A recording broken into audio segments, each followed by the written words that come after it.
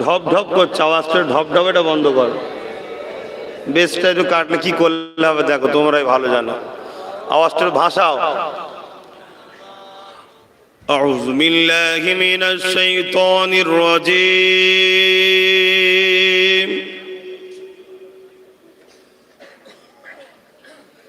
بسم الله الرحمن الرحيم.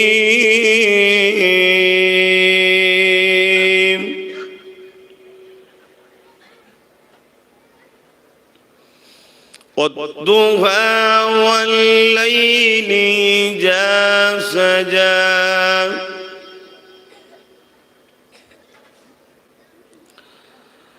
ما ودعك ربك وما قلى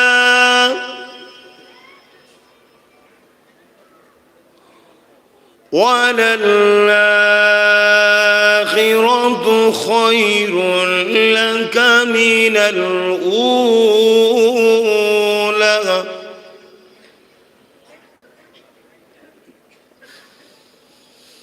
ولسوف يعطيك ربك فترضى ألم يجدك يتيما فآوى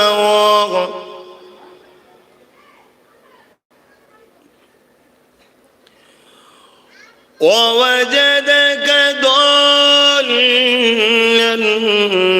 فهدى ووجدك عائلا فأغنى فأما اليتيم فلا تقهر وأما السائل فلا تنهر وأما بنعمة ربك فحدث صدق الله العظيم.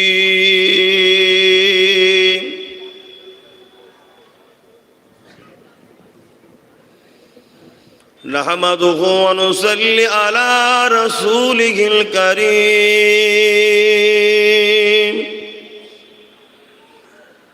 أما بعد فيا أيها الحاضرون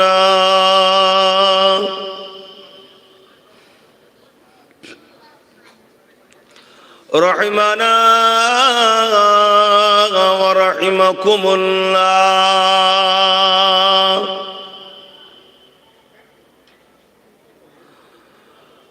قال الله تعالى في كلام المسير والفرقان الحميد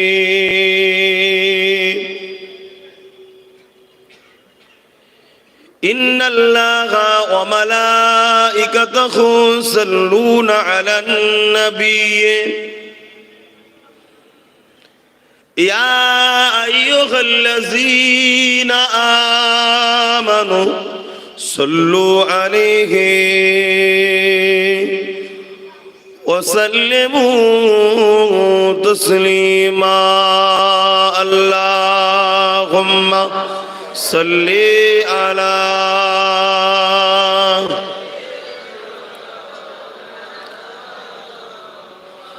وعلى آل سيدنا.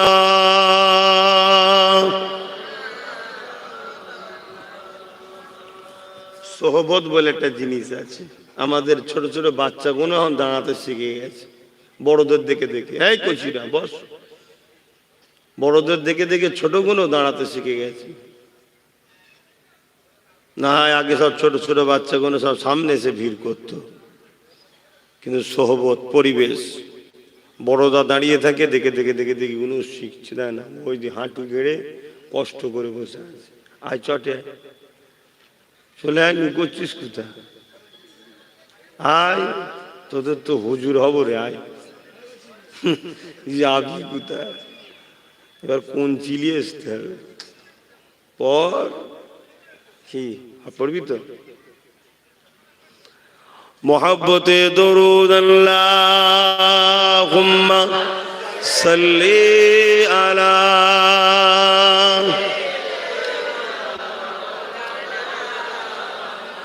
वला आलि सय्यिदिना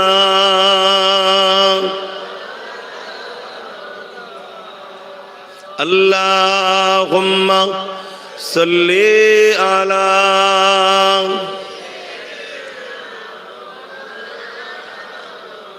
वला आलि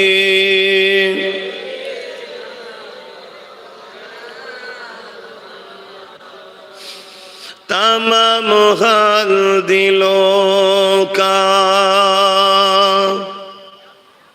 हुजूर जानते हैं, तमाम हाल दिलों का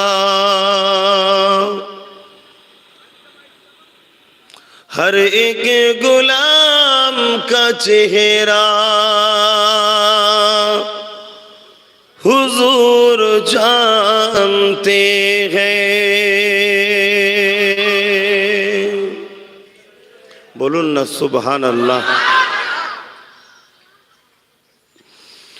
बारोज़े हशर सफ़ात करेंगे चुन चुन कर,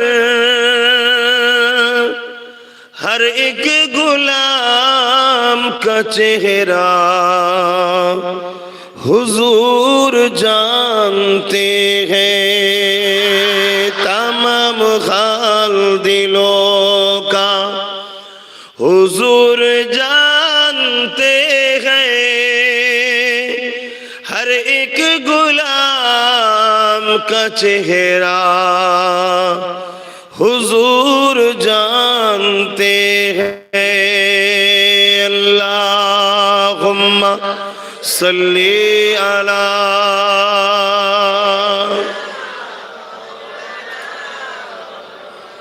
वला आलि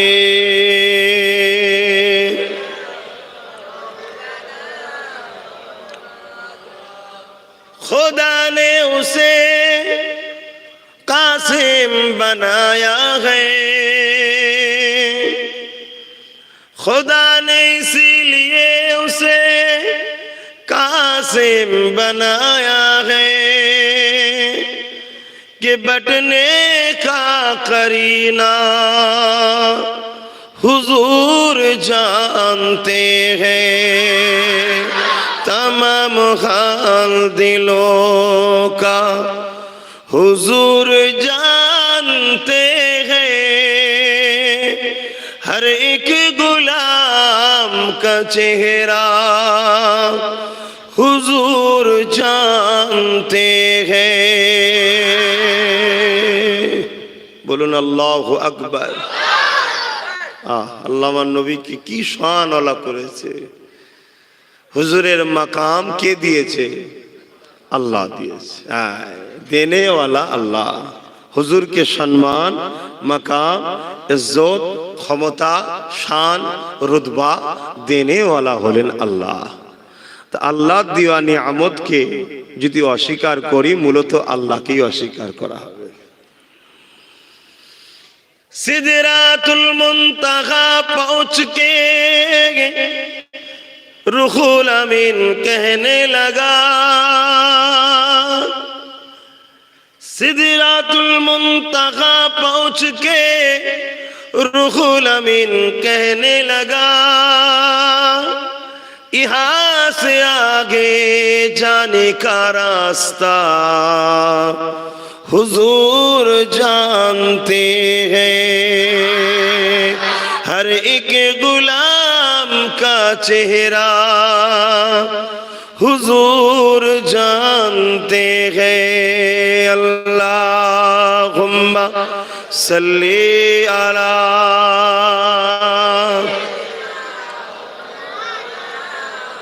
वला आलि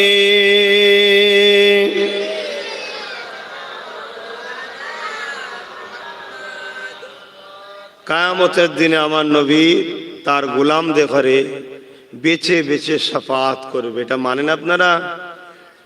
প্রত্যেকটা গোলামের চেহারা হুজুর জানেন, চেনেন, এটা মানেন আপনারা? বেশক। আর এই ক্ষমতা হুজুরকে কে দিয়েছেন? আল্লাহ।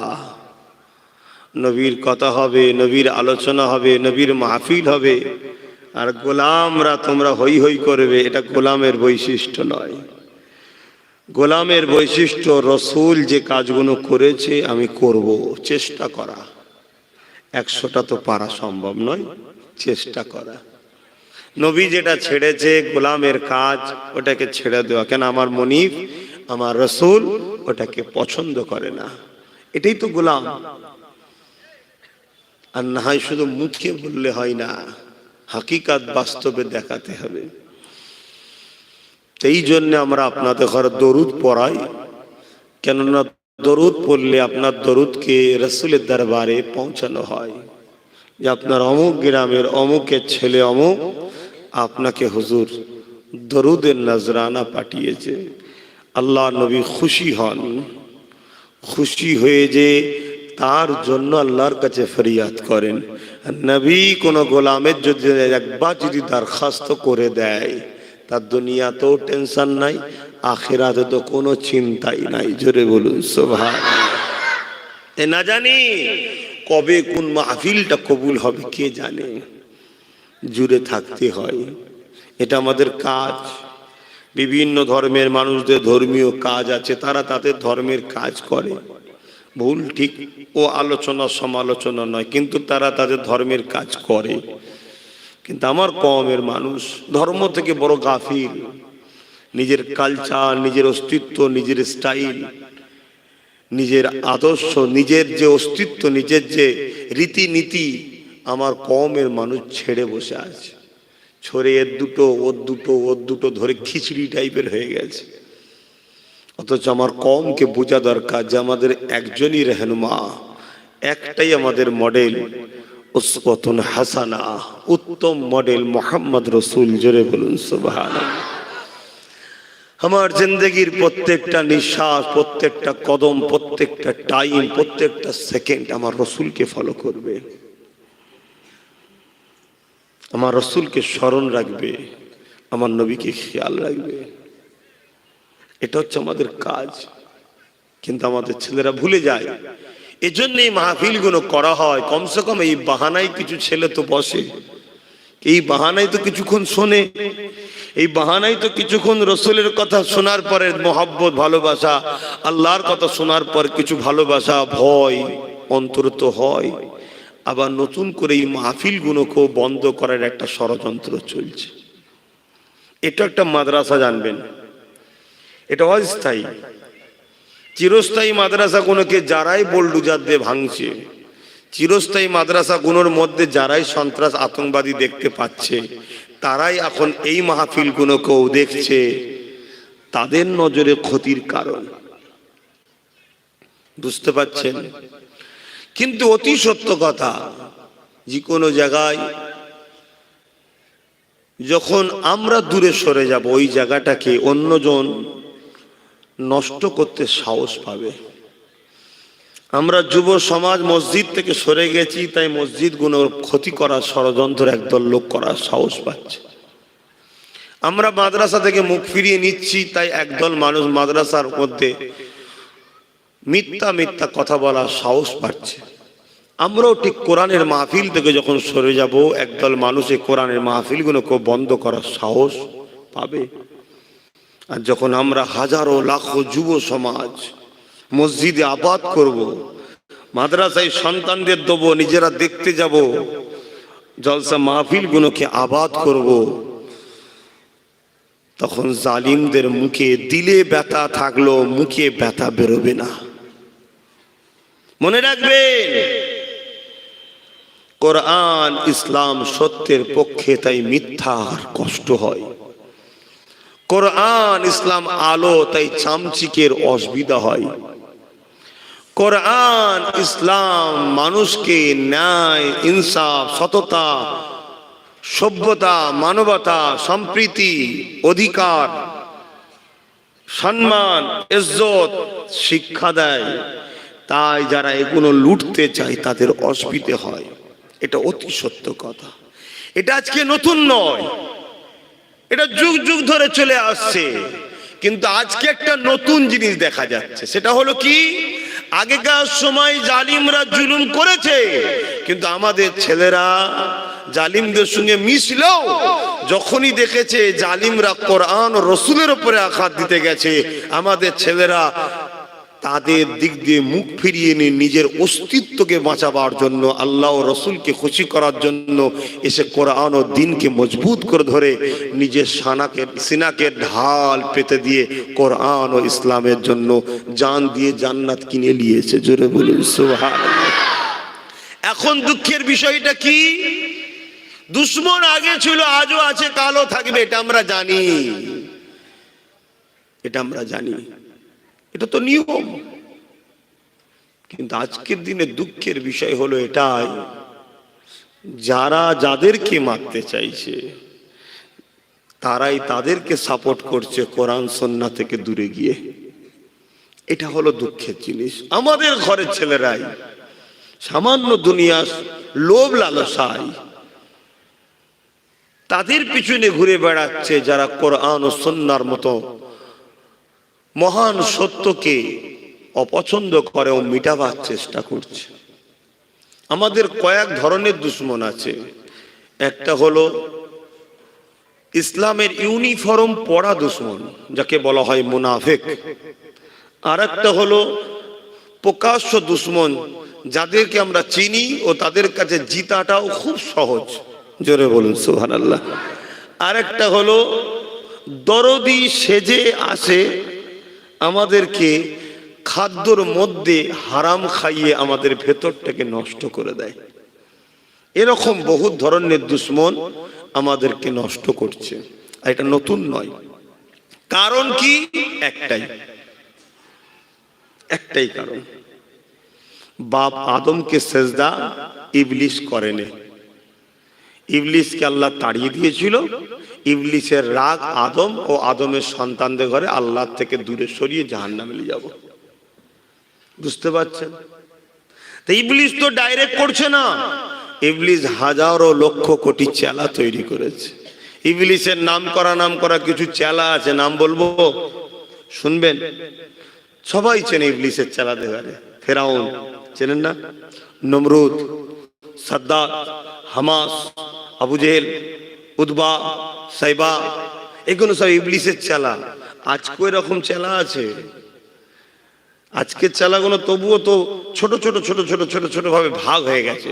তখন এইসব চেলারা বিশাল বড় বড় চেলা ছিল। আল্লাহর পক্ষে, নবীদের পক্ষে যারাই থাকতো তাদের উপরে ইবলিসের চেলারা অনেক জুলুম করেছে, আজকেও করছে। তবে মনে রাখবেন, আমাদেরকে অস্তিত্ব দিয়েছেন যিনি, তিনি আমাদেরকে কিন্তু পরীক্ষা নেবেন। নেবে না। বাজারে যখন যান কিছু কেনেন, ওই কেনেন যখন একটু বাজিয়ে দেখেলেন না ভালো না খারাপ। ধরুন একটা মাটির কলসি কিনবেন, ওটাকে বাজানো হয় না? একটু দেখেন না, কেন? ওটা নষ্ট থাকলে, ফাটা থাকলে নেবেন না, ছিদ্র থাকলে নেবেন না। কেন? ওটাকে আপনি আপনার করতে চাইছেন। তা আমার আল্লাহ আমাদের ঘরেও যখন তিনার জান্নাতের উপযুক্ত বানাবেন, তার আগে একটু বাজিয়ে নেয়। কথা বুঝছেন? এই বাজানোর জন্য আল্লাহ অনেক দিক দিয়ে পরীক্ষা করে। কাউকে গরিব করে, কাউকে আলেম করে, কাউকে পীর করে, কাউকে ধনী করে, কাউকে এতিম করে, কাউকে সমাজের সম্মানীয় লিডারের পদ দিয়ে, কাউকে আবার প্রজা বানিয়ে, কাউকে রাজা বানিয়ে, কাউকে বিধবা বানিয়ে, কথা বল, কাউকে সন্তান দিয়ে, কাউকে সন্তান কেড়ে, বিভিন্ন স্টাইলে আল্লাহ পরীক্ষা নাই। তাহলে আমাদের করণীয় কি? আমাদের করণীয় একটাই হবে, যিনি অস্তিত্ব দিয়েছেন তিনি যাতে খুশি, আমরা তাতে খুশি। জোরে বলুন সুবহানাল্লাহ। তাই মান আহাব্বা লিল্লাহ ওয়া আবগাদা লিল্লাহ ওয়া আতা লিল্লাহ ওয়া মানআ লিল্লাহ ফাকাদ ইসতাকমালাল ঈমান। ভালোবাসবো কার জন্যে? সকলে বলুন। দুশ্মনী কার জন্য? আত্মীয়তা কার জন্য? বিচ্ছেদ কার জন্য? আব্বাস সিদ্দিকীকে ভালোবাসবো কার জন্য? আব্বাস সিদ্দিকীর থেকে মুখ ফিরিয়ে যদি নিতে হয় কার জন্য? আল্লাহ আল্লাহ আল্লাহ আল্লাহ। কেন? আমাদের অস্তিত্ব তিনি দিয়েছেন। যদি আমরা এইভাবে জিন্দেগি কাটাতে পারি তাহলে আমার আল্লাহ পাক অবশ্যই আমাদেরকে উঠাবেন। আল্লাহর পক্ষে থাকলেও মৃত্যু হবে এবং আল্লাহ পাকের বিরুদ্ধে থাকলেও মৃত্যু হবে। না এর পক্ষে থাকলেও মৃত্যু স্বাদ চাকতে হবে, অন্যায়ের পক্ষে থাকলেও মৃত্যু স্বাদ চাকতে হবে। হার জিতটা দুনিয়ায় নয়, হার জিতের জায়গা হলো ময়দানে মাশর। এই দুনিয়া জমিনে তুমি যদি নাই সত্য ইনসাফের পক্ষে, রাসূলের পক্ষে, ওলিয়া উলিয়াদের পক্ষে, আলেমে হাক্কানীদের পক্ষে, এক কথায় আল্লাহ পাকের পক্ষে যদি থাকো, অবশ্যই কিয়ামতের দিনে আল্লাহ তোমার ডান হাতে আমলনামা দেবে। তার মানে তুমি পরিশ্রম করিয়ে চিরশান্তির জান্নাতটা পেয়ে যাবে।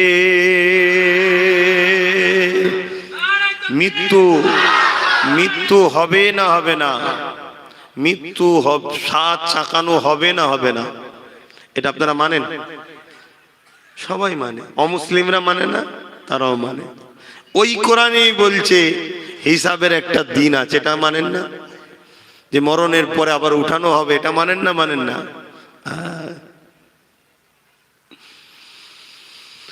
আমার নওজওয়ানেরা, আমার আম্মা জানেরা, আমার আব্বা জানেরা, ভাইয়েরা, এসেছি আপনাদের পীরের আওলাদ।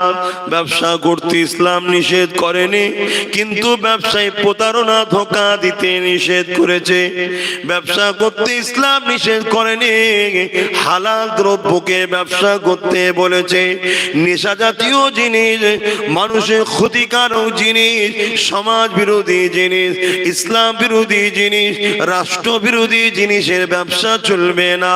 কেননা এখনো সমাজ ও মানুষের জন্য ক্ষতিকারক এখনো ব্যবসা ইসলামে নিষেধ আছে। যে কোনো ইসলামে জায়েজ আছে, ওই ব্যবসা করতে ইসলাম নিষেধ করেনি, করুন। এবং ব্যবসা করে করে আপনি যদি হালাল ইনকামে কোটিপতিও হয়ে যান, ইসলামে কোনো বারণ নাই। ইসলাম আপনাকে ইজাজত দিয়েছে, আমি আল্লাহ তোকে নিয়ামত দিয়েছি, দামি গাড়ি দিয়েছি, চাপ, আমি আল্লাহ তোকে নিয়ামত দিয়েছি, ভালো বাড়ি দিয়েছি, থাক। কিন্তু এই বাড়িতে থাকার পরও নামাজকে ভুলে যাবি না। ওই বাড়িতে থাকার পরও ওই গরিব দিন দুঃখীটাকে ভুলে যাবি না। আমি আল্লাহ তোকে অর্থ দিয়েছি, এর মানে এটা নয় যে অর্থটাকে নিয়ে তুই গানের পিছনে, যাত্রার পিছনে, ফাংশনের পিছনে, মদের পিছনে, নারীর পিছনে, হারাম রাস্তায় খরচ করবি, এমনটা নয়। আমি আল্লাহ তোকে অর্থ দিয়েছি, তুই টাকা এতিমদের পিছনে দে, গরিবের পিছনে দে, বাপ মার পিছনে খরচ কর, সন্তানের জন্য খরচ কর।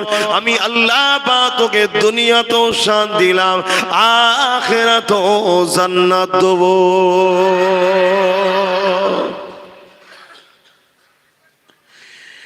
এ আমার গরিব বান্দা বান্দি রে, আমি আল্লাহ তোদেরকে একটু অভাব দিয়েছি দুনিয়ায়, মন খারাপ করিস না, এটা আমার পরীক্ষা। তবে শোন, ধনী আমাকে যতটা সহজে না পায়, গরিব তার থেকে অনেক সহজে আমাকে পেয়ে যায়। কেন? গরিব নিরুপায়, ও তো আল্লাহ ডাকা ছাড়া আর কোনো উপায়ও নাই।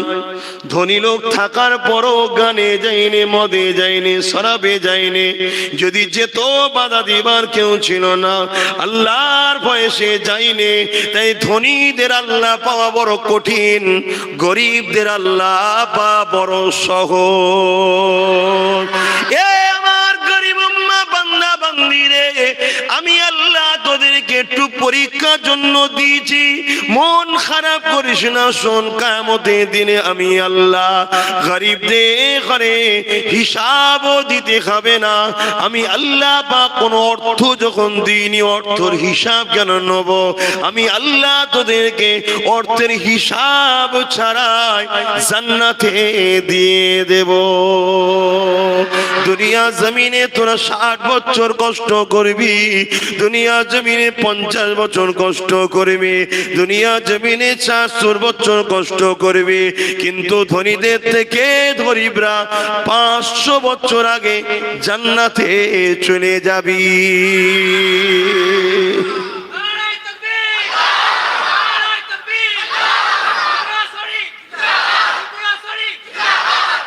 কিন্তু দুঃখের বিষয় এখন গরিবরা 10,000 টাকা সুদ নিচ্ছে। কত টাকা?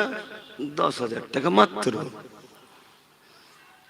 আর এই সামান্যটুকু সুদ ঢুকে যাওয়ার জন্য কি হলো? আল্লাহ বলল, তৈরি হ, আমারও নবীর সঙ্গে যুদ্ধ করবি তোরা। কেন? যে সুদ খায়, এই খাওয়া মানে সে ঘোষণা দিচ্ছে, আল্লাহ তোমার সঙ্গে আমি যুদ্ধ করব, তৈরি আছি। কত রকম জঘন্য পাপ, বুঝছেন? মাত্র 10,000। এটা প্ল্যান করে ঢোকানো হলো। কারা ঢোকাচ্ছে?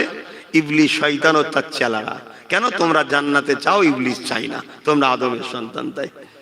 তাই ইবলিস তার চেলাদের মাথায় বুদ্ধি দিয়ে একদিক দিয়ে তোমাদেরকে গরিব করা হচ্ছে, আর একদিক দিয়ে সুদের অফার নিয়ে আসা হচ্ছে। এইটা নাও এই অফার, এটা নাও এই অফার, এটা নাও এই অফার, শুধু সুদ। আর একদিক দিয়ে তোমাদের ঘরে প্ল্যান করে গরিব করা হচ্ছে। আর এই শয়তানদের ঘরে তোমরা সবই চেনো, কিন্তু আমরা যখন তোমাদেরকে চোখ খুলতেছি, তোমরাই আবার বলো আব্বাস সিদ্দিকীর দালাল। যাক, তারপরেও বলবো। কেন বলবো? আমি বাঁচার জন্য। আল্লাহ, আমি তো বলেছিলাম, কত টেনশন ছিল। আল্লাহ কি বড় বড় গাল দিত আমায়, কত কি বলতো, অথচ তাদের বাপ দাদা সব আমার বাপ দাদার ওসিলায় ইসলাম পেয়েছে আল্লাহ। তারপরেও বলতো, তারপরও আমি গিয়ে বলতাম, যদি দুটো ছেলে পরিবর্তন হয় তাই বলতাম। কিন্তু হয়েছে কি হয়নি, হিদায়াত করার মালিক তো আল্লাহ, আমি নয়, ওটা তো আপনি। আমাকে তো পার করিয়ে দেন, আমি তো ডিউটি করে এসেছি। এজন্য বলছি, কষ্ট হচ্ছে। মনে রেখে দিও, এই জমিনে কত বাপ এসেছে চলে গেছে, এই জমিনে কত মা এসেছে চলে গেছে, এই জমিনে কত দাদু দাদি এসেছে, নানা নানি এসেছে চলে গেছে। এটাও শুনে রেখে দাও, এখনো অনেক লোকের দাদু আছে, দাদি আছে, তোমারই পাড়ায় আছে, নাতি পুতার যুবক ছেলে চলে গেছে, আছে না? নাই, চলে গেছে।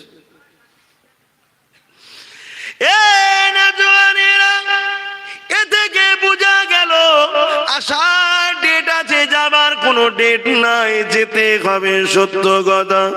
কেন ভয় লাগে না? তোমার কাফন পরিয়ে দিয়ে তোমাকে কবরে শুইয়ে দেবে, মসজিদে মুয়াজ্জিন ঘোষণা করে দেবে, শোনো ফুরফুরা শরীফের আব্বাস সিদ্দিকী ইন্তেকাল হয়েছে, অমুক সময় তারা জানাজা হবে। লাখো মানুষ ভালোবাসা হয়তো ছুটে যাবে, কিন্তু দুনিয়া জমিনে আমি আমার রবকে কতটা খুশি করতে পারলাম। দুনিয়া জমিনে আমার রব আমাকে দুটো হাত দিল, দুটো পা দিল, দুটো চোখ দিল, কান দিল, কিডনি দিল, হার্ট দিল, অস্তিত্ব দিল, আমার জবানে কথা দিল, সংসার দিল, বাপ মা দিল, সন্তান দিল, সবই দিল, ফিরিয়ে দিল। শুধু বলেছে, বান্দারে দুটো জিনিস ওখান থেকে নিয়ে আয়। কি নিয়ে যাব আল্লাহ? নাম্বার 1 ঈমানটা নিয়ে আয়, নাম্বার 2 ইবাদতটা করে আয়। ঈমানটা কি জিনিস আল্লাহ নবী জানিয়ে দিলেন, ঈমান কি জিনিস আমার আল্লাহ জানিয়ে দিলেন। আমানতু বিল্লাহি ওয়া মালাইকাতিহি ওয়া কুতুবিহি ওয়া রাসূলিহি ওয়াল ইয়াউমিল আখিরি ওয়াল কদরি খাইরিহি ওয়া শাররিহি মিনাল্লাহি তাআলাল বাসি বাদাল মাউত। এগুলো সত্য জানা, বিশ্বাস করা, দিলের মধ্যে ধারণ করে মেনে নেওয়া, এর নাম হলো ঈমান। তাহলে প্রথম কি নিয়ে যেতে হবে? ঈমান। এত বড় কথা তোমাদের মাথায় থাকবে না, ছোট্ট করে বলে দিই।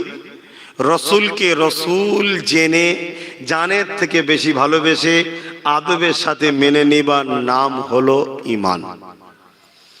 এতটুকু মাথায় রেখে দিও, কেন অত বড় লম্বা মাথায় ঢুকবে না। এখন রসুলকে রসুল জেনে, কি জেনে? রসুল জেনে, জানের থেকে বেশি ভালোবেসে আদবের সাথে মেনে নিবার নাম ঈমান। আচ্ছা, রসুলকে যখন কেউ রসুল জেনে মানবে, জানের থেকে বেশি ভালোবাসবে, আদব করবে, তার মানে সে সিদ্দিক আকবর হবে। জোরে বলুন সুবহানাল্লাহ। রসুলকে রসুল জেনে জানের থেকে বেশি ভালোবেসে আদবের সাথে মেনে নেবে মানে ফারুকি আজম হবে, উসমান গনি হবে, মৌলা আলী হবে। জোরে বলুন সুবহানাল্লাহ। গৌস পাক হবে, সুলতানে হিন্দ হবে, সৈয়দনা আবু বকর সিদ্দিক হবে। জোরে বলুন সুবহানাল্লাহ। কেন? নবীকে যখন রসুল বলে চিনবো, জানের থেকে বেশি ভালোবাসবো, আদব করব, তার মানে তিনি যা বলেছে সত্য বলেছে। ঠিক না বেঠিক? ওর মধ্যে সব আছে, এইটুকু ধরে রাখি। এটা গেল ঈমান। আর এখানে আল্লাহ বলেছে কোন রকম খুঁত, এখানে কোন রকম খুঁত কেন? খুব দামি জিনিস, বুঝাবার জন্য বলছি। হিরে দামি জিনিস, একটু যদি চিড় থাকে নেবেন, 10 কোটি টাকা দাম, 1 কোটিতে দেওয়া হবে। একটু চিড় আছে, ফল্ট আছে, সামান্য একটু নেবেন? দামি জিনিসের যেমন দাম বেশি, একটু দাগ লেগে গেলে একেবারে বেকারও হয়ে যায়। কথা বুঝে আসছে? তা ঈমান অনেক দামি জিনিস, এখানে কোনো খুঁত হলে আল্লাহ বলছে ও বেকার, চলবে না। যেমন সমাজে অনেকে রসুল সম্বন্ধে উল্টো পাল্টা মন্তব্য করে, দেখেন না? নবী কি জানে, নবীর জ্ঞান কতটা, নবী মরে গেছে, নবী শাফাত করতে পারবে না, নবী আমাদের মতো মানুষ, ইত্যাদি ইত্যাদি বলে না? বলে না? তবে হ্যাঁ, বেশক রসুল ফেরেশতা নয়, নবী জিন নয়, নবী খোদার বেটাও নয়, নবী আল্লাহর সৃষ্টি, মানুষ বাশার, এটা সত্য, কিন্তু আমাদের মতো নয়। কেমন? যিনি বানিয়েছেন তিনি ছাড়া আর কেউ জানে না। জোরে বলুন সুবহানাল্লাহ। এটা মাথায় রাখবেন। তো ভাই আমার, এই জন্য এই ঈমানের ব্যাপারে কোন রকম খুঁত কাজে লাগবে না, এটা একটা। দ্বিতীয় নম্বরটা কি? আমল। আমলটা কি? আল্লাহকে খুশি করার জন্য যে কাজ করা হয় ওটাই হলো আমল। যেটা বলুন সুবহানাল্লাহ। এই যে বসে আছেন, এটা একটা আমল। আরেকটু খুলে বলি, আল্লাহ কোরআনে বলছেন মা আতাকুমুর রাসূল ফাখুযুহু ওয়া মা নাহাকুম আনহু ফান্তাহু। রাসূল যা আদেশ করেছে মেনে নাও, নবী যা নিষেধ করে কোন দেবে। তুমি এখন জগৎ বিখ্যাত ওলিও হয়ে যেতে পারো। জোরে বলুন সুবহানাল্লাহ। কি সম্ভব না? সম্ভব নয় যে? অবশ্যই। একজন আল্লাহ পাকের বান্দা হজ করছে, অসুবিধা হচ্ছে, হজ করছে, মালিক বিন দিনার তার নাম, হজ করছে। আর একটা যুবক ছেলে, সবাই শুনছে যে, উঠে দাঁড়িয়েছে, দাঁড়িয়ে বলছে হুজুর বিয়াদবি নেবেন না, একটা কথা বলবো যদি ইজাজত দেন। আল্লাহর ওলি বান্দা বলছে হ্যাঁ বলো। বলছে বেশি দিনের কথা নয়, কিছুদিন আগে আপনাকে মদ খেয়ে রাস্তায় পড়ে থাকতে দেখতাম। শুনছেন? কিছুদিন আগে, বেশি দিনের কথা নয়, আপনি মদ খেয়ে রাস্তায় পড়ে থাকতেন। হুজুর আপনাকে অপমান করছেন, আমরা জানতে চাই এই পরিবর্তনটা হলো কি করে। আল্লাহর ওলি মালিক বিন দিনার কাঁদছে, চোখ দিয়ে পানি বেরোচ্ছে। ছেলেটা বলছে হুজুর যদি বিয়াদবি হয় ক্ষমা করবেন। না রে বাবা, আমার সেই দিন তুই আমার স্মরণ করিয়েছিস। আল্লাহ দরবারে কোটি কোটি শুকরিয়া যে আল্লাহ একটা অ্যাক্সিডেন্টের মাধ্যমেও মানুষকে চেঞ্জ করিয়ে দেয়। একটা অ্যাক্সিডেন্ট আমার রাস্তাকে খারাপ থেকে ভালো দিকে ঘুরিয়ে দিয়েছে। জোরে বলুন সুবহানাল্লাহ।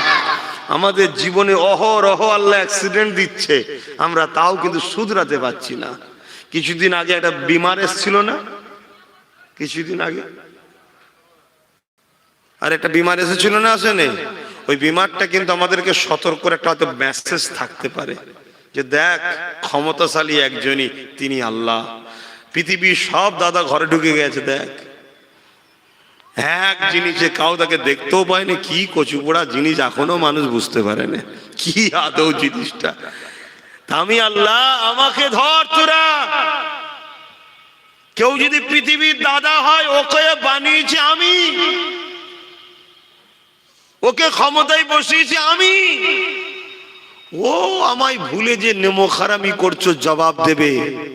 তোর যদি লাগে আমাকেই ধর, অন্য জায়গায় এদিক ওদিক করিস না।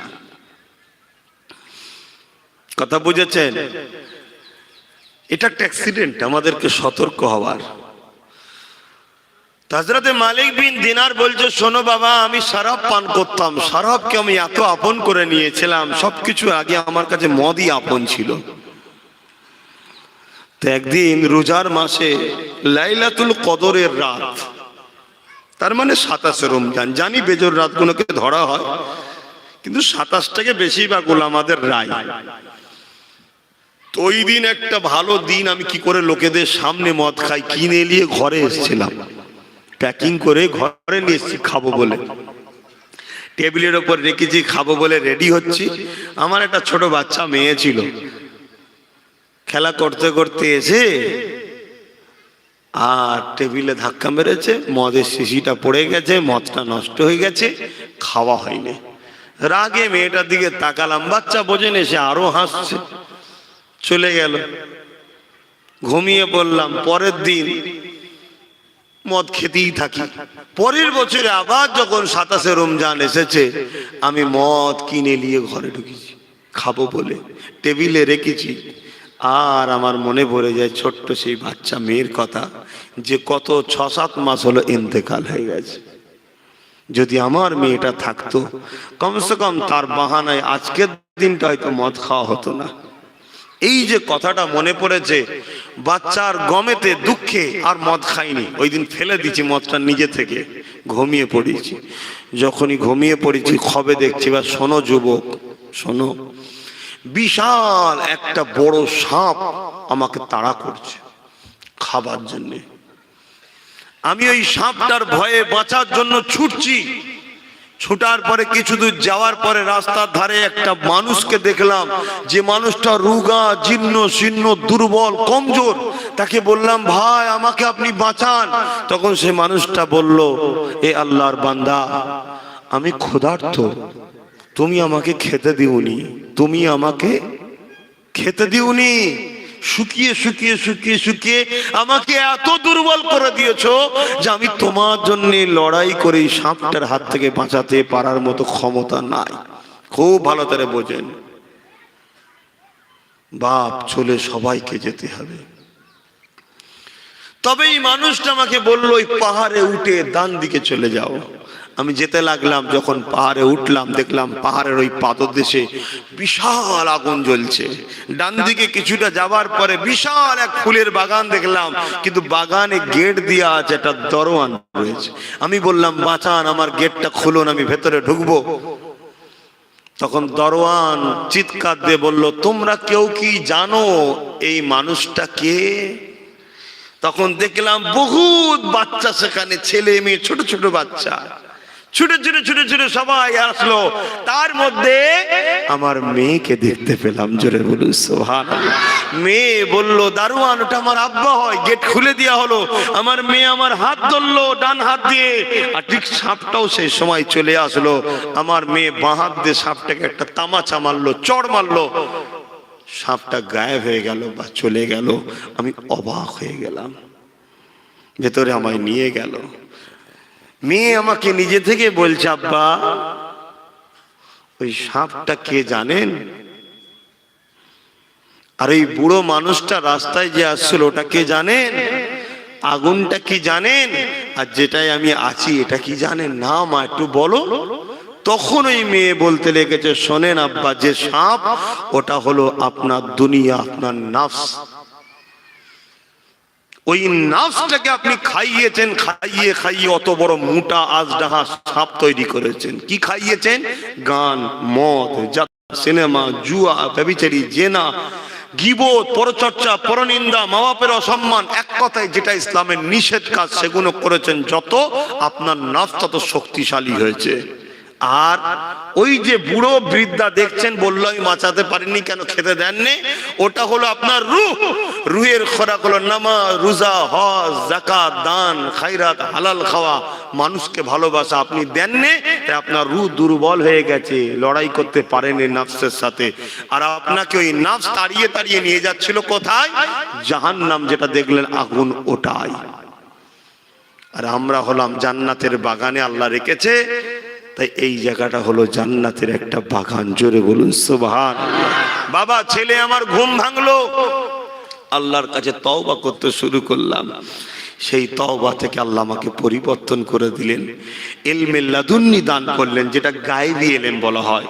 ওই যেটা কি বলে সূরাই একটা তারাজ, সেখান থেকে আল্লাহ পাক দান করে। সে ইলমে লাদুন্নি পেয়েছি, আল্লাহ পাক আজ তোমাদের কাছে দ্বীনের প্রচার করছি। আমার ভাই পরিবর্তন হও। যদিও তোমার নফসকে খোরাক দিও ফেলো গান যাত্রা ফাংশনে, তওবা করো, সঙ্গে সঙ্গে তওবা করো। আর পাশাপাশি তোমার রূহকে শক্তিশালী করার জন্য নামাজ দাও, রোজা দাও, কোরআনের তেলাওয়াত দাও। তেলাওয়াত যদি দিতে নাও পারো, এই যে আমি তেলাওয়াত করছেন, আগে মহাসাবরাও তেলাওয়াত করেছেন, পার অক্ষর শুনছো বসে বসে 10টা করে নেকি পাচ্ছ। জোরে বলুন সুবহানাল্লাহ। তবে এইটা বলতে গিয়ে আমাকে একটা কথা বলতে বাধ্য। বর্তমান সময়ে কিছু কারি সাহেবের হুড়োহুড়ি বাংলাতে হচ্ছে, বাইরে বাইরে বাইরে বাইরে দেশ থেকে।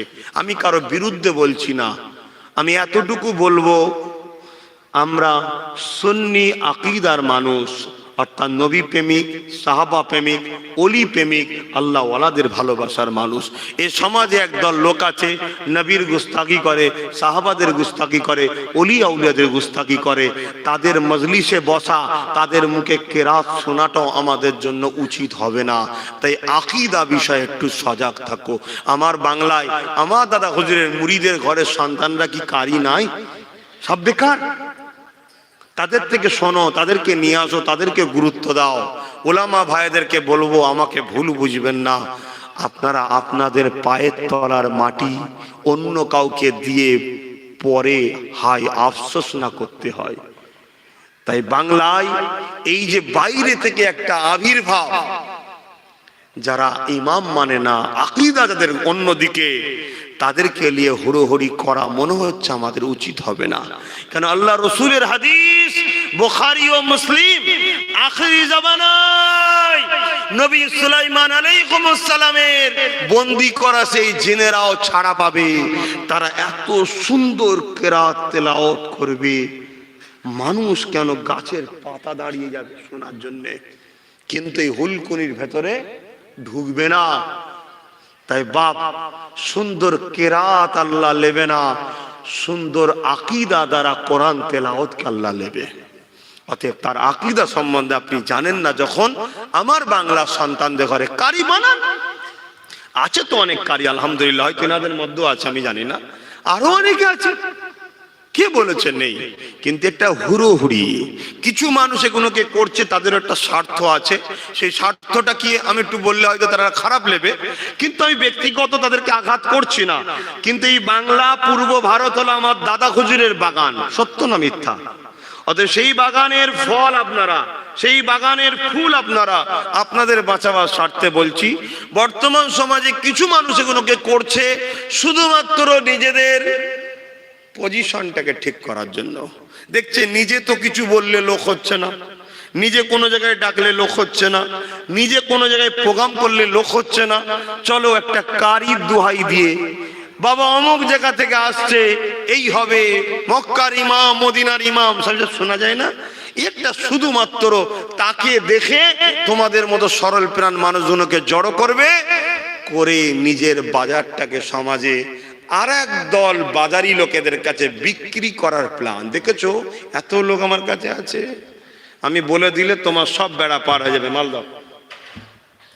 জানি না আমার এই সামান্যটুকু কথায় আপনারা ব্যথা পেলেন। আমি কারো গিবত করছি না, ধর্মের স্বার্থে কমকে বাঁচাবার স্বার্থে সত্যটা বললাম। কেউ মনে কষ্ট পেলেন? যদি কি কষ্ট পান বলুন, আমি কথা ফেরত নিচ্ছি। কেন আর কেউ খেয়ে ভাল লাগছে না, জলসা কোনো যা হচ্ছে আর বলে কাজ নেই। উপর বাংলাদেশে তো যা হচ্ছে আর বলে কাজ নেই, রোজই মারপিট হচ্ছে জলসায়। উপর বাংলাদেশে রোজই মারপিট হচ্ছে। কেন হচ্ছে বলেন তো? চাষ করেছেন আপনি আলু, তার পিছনে যদি আরো 10-20 রকম ফল ঢুকে যায়, এ কখন উঠার, ও কখন উঠার, ও কখন উঠার, সব আলাদা টাইম হয়ে যাচ্ছে। তো অতএব এক জমিনে এক চাষ করুন, ভাল লাগবে।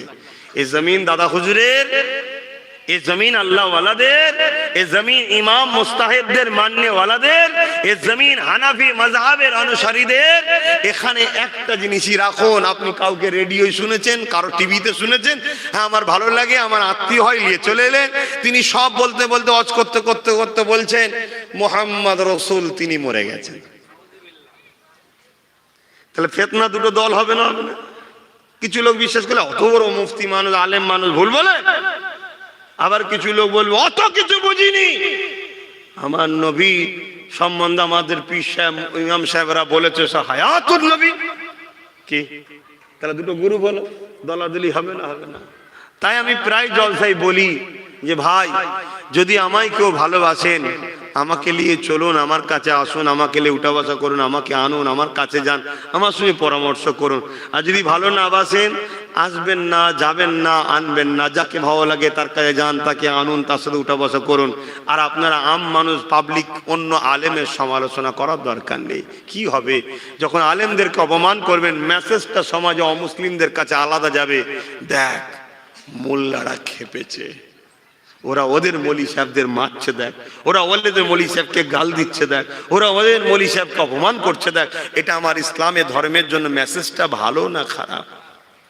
আমার নবীকে যখন ওমর ফারুক বলেছিল হুজুর আপনি হুকুম করুন এই জুল খুয়াইসার তামিমির গর্দান আলাদা করে দেব, আপনাকে বলেছে নাকি ইত্তাকুল্লাহ, আল্লাহকে ভয় করুন, হে মুহাম্মদ ইনসাফ করুন। হুজুর আপনি ইনসাফ করেন না তো করবে কে?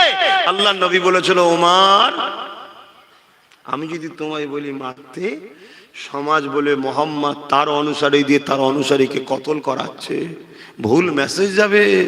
তাহলে নবী কি হিকমতওয়ালা নয়? তাহলে তোমরা কেন আলেম ওলামাদের বিরুদ্ধে গালিগালাজ করবে? আম মানুষ কেন কমেন্টে মামাসি তুলবে? কেন কমেন্টে ছোট বড় কথা বলবে? যে বক্তা তোমার পছন্দ নয়, যে বক্তাকে তুমি মানো না, যাকে তুমি ফলো করো না, তার ওয়াজ এলে শোনো কেন? অমনি আউট।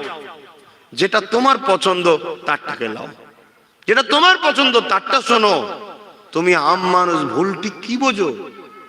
আমি তো কোনো হুজুরের উস্তাদের কাছে পড়েছি, আমার উস্তাদ আমাকে পড়িয়েছে এইটা, আমি সেটা মেনে নিয়েছি। যদি আমার উস্তাদ ভুল পড়িয়ে থাকে আমি কি জানবো? কিন্তু আমার নিয়ত যদি থাকে আল্লাহ পাওয়া, রসুল পাওয়া, আমার উস্তাদ ধরা পড়বে, আল্লাহ আমায় কামিয়াবি দেবে। জোরে বলুন সুবহানাল্লাহ। অনেক কিছু বলছি, আপনারা বেজার হচ্ছেন। একবার দরুদ শরীফ আল্লাহুম্মা সাল্লি আলা সাইয়্যিদিনা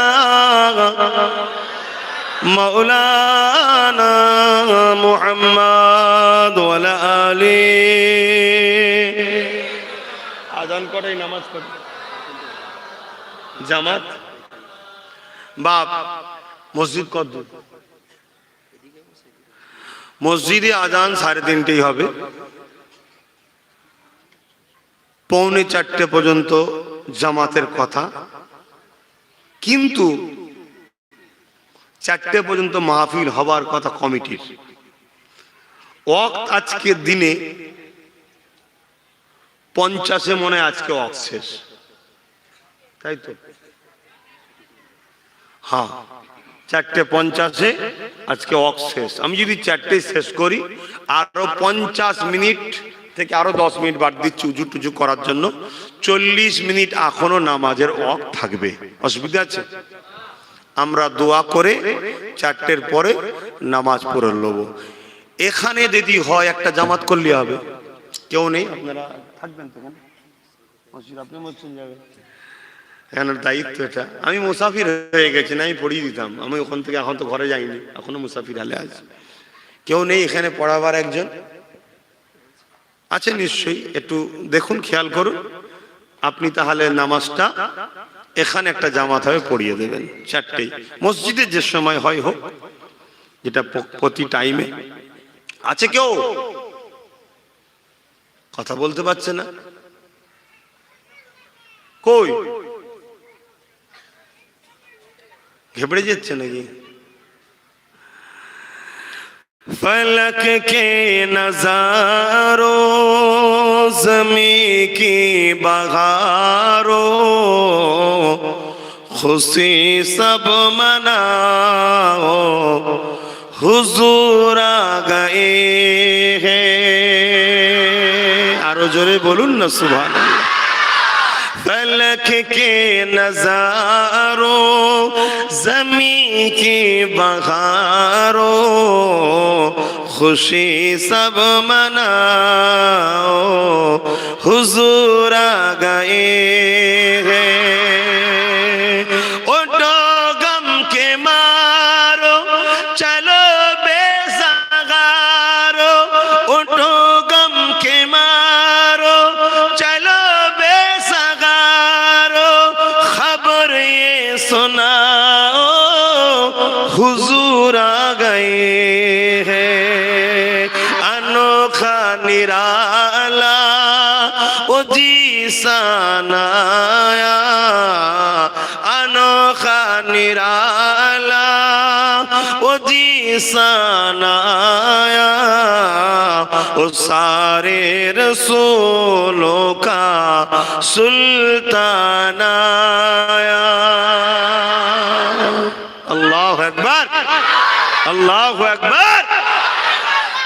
আল্লামা নবীকে দোনো জাহানের সুলতান করেছে। কি হয়েছে?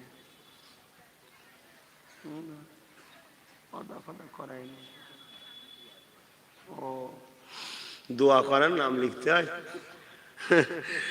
আমি তো ঘেবড়ে গেছি, চাঁদা তুলাবে না, আমি চাঁদা তুলি না, তুলি না একেবারে বলবো না, জল সেই চাঁদা তুলি না। যে কোনো প্রতিষ্ঠান আমার নিজে করছি সে কোনো আলাদা কথা। আমার নবীকে আল্লাহ সমস্ত নবীদের সুলতান করেছে, জোরে বলুন সুবহানাল্লাহ। এতে আমরা খুশি না বেজার? খুশি। আমার নবীর উম্মত সেজে কিছু লোক আছে যারা আমার নবীকে সম্মান করতে চায় না, আমার নবীর শান মাকামকে ছোট করতে চায়।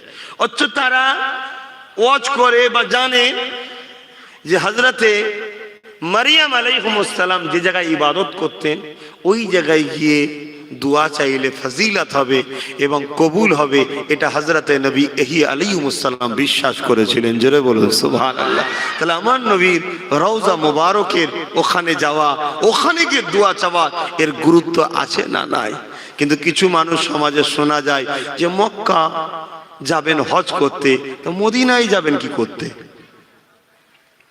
শোনা যায় বাপ, আমি কাউকে ছোট করছি না, আকীদা মজবুতের জন্য বলছি। এবং অনেকে আমাদেরকে বোকা বানাবার জন্য একটা কথা বলে, কি হজ করতে গেলে যে আরকানগুলো দরকার, মদিনায় যাওয়া তো এমন কোনো ফরজ ওয়াজিবের ব্যাপার নয়। আমরা অনেকে আম মানুষ ঘাবড়ে যাই, ঠিকই তো। আমি আপনাদের ঘরে বলছি সত্য কথা, যে হজ করতে গেলে ফরজ ও ওয়াজিবের মধ্যে কোনো জায়গায় নাই যে মদিনায় যেতে হবে। যে আরকান, যে নিয়ম পদ্ধতি আছে মদিনায় যেতে হবে এমন কোন নিয়ম কানুন না, এটা সত্য কথা। কিন্তু আজ আমি আপনাদেরকে একটা মেসেজ দিচ্ছি, মন দিয়ে শুনুন। আরে আমরাও জানি হজ করতে গেলে মক্কা মদিনায়, মদিনা শরীফে যেতে লাগবে এমন কোন ফরজ ওয়াজিবের ব্যাপার নয়। কেন? হজ হলো ইবাদত। হজ কি? ইবাদত। আর মুহাম্মদ রাসূল হলো ঈমান। জোরে বলুন সুবহানাল্লাহ। তো ইবাদত করতে গেলে আচ্ছা আজানটা হয়ে যায়,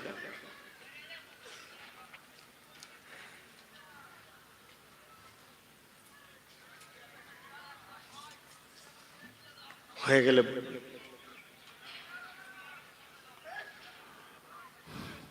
এই যে এত মানুষ আপনারা বসছেন, আল্লাহ একবার আপনাদের উপর আল্লাহ খুশি হচ্ছে। আজান শুনতে পেলে জবাব দেন মনে মনে, যেটা মসজিদে বলছো ওটাই বলুন।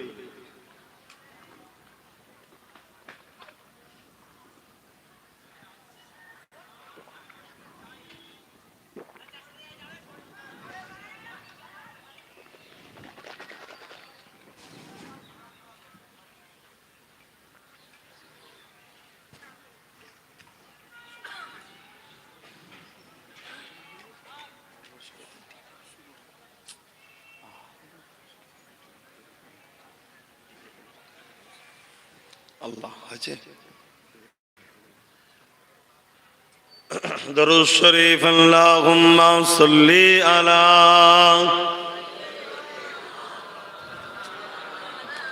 ওয়া আলা আলি সাইয়্যিদিনা